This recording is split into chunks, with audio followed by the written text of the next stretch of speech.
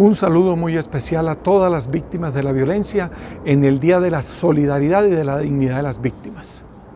A marzo del 2021, 9.200.000 víctimas se habían registrado en la unidad de víctimas. De esas, el 50% son mujeres y más de 23.000 de esas mujeres fueron víctimas de violencia contra la libertad y contra la integridad sexual. Eso quiere decir que 2 de cada 10 colombianos y colombianas hemos sido víctimas de desplazamiento, de amenazas, de secuestros, de minas antipersonal, de reclutamiento de menores y de otras violaciones e infracciones al derecho internacional humanitario. En 10 años de vigencia de la ley se han indemnizado solamente el 13% de las víctimas, 1.122.000 víctimas. Indemnizado, que no quiere decir reparado integralmente. Si eso lo proyectamos a otros 10 años, pues va a ser muy difícil que a ese paso logremos la reparación integral de todas las víctimas en Colombia, más si tenemos en cuenta que el año pasado ocurrieron 32.000 nuevos desplazamientos, 91 masacres, y en lo que llevamos desde la firma del acuerdo de paz hasta nuestros días, más de 1.150 líderes y lideresas han sido asesinados y asesinadas en Colombia. Más de 792 sujetos de reparación colectiva han sido reconocidos. Pero lamentablemente a la fecha solamente se han cerrado 28 procesos de reparación. Esto es muy lamentable en un país que busca la reconciliación, el reconocimiento de los derechos, el acompañar en los territorios a estos colectivos y a estas organizaciones. Si tenemos en cuenta entonces que la vigencia de la ley de víctimas lleva ya 10 años y que se proyectan otros 10 años, es muy importante recalcar la importancia de que exista una reparación integral.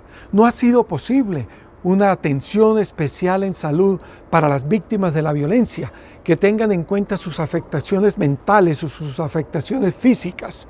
No ha sido posible un programa especial en educación para las víctimas de la violencia, para los niños y las niñas, hijos de las víctimas.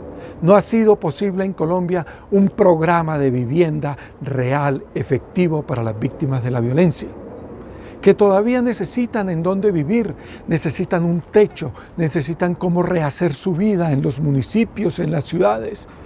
No ha sido posible en Colombia, a pesar de la ley, un programa efectivo de retornos, porque no hay condiciones de retorno, porque continúa el conflicto armado y porque el gobierno nacional ha preferido la ruta de la violencia que la ruta de la paz, del diálogo y del entendimiento. En Colombia se despojaron más de 6.500.000 hectáreas de tierra. Y según la Fundación Forjando Futuros, solamente se ha restituido el 6.5%, es decir, más o menos 360.000 hectáreas. Esto es una cifra extremadamente pobre en la restitución de tierras. ¿Cómo es posible que de 6.500.000 solo se haya restituido esa pequeña cantidad?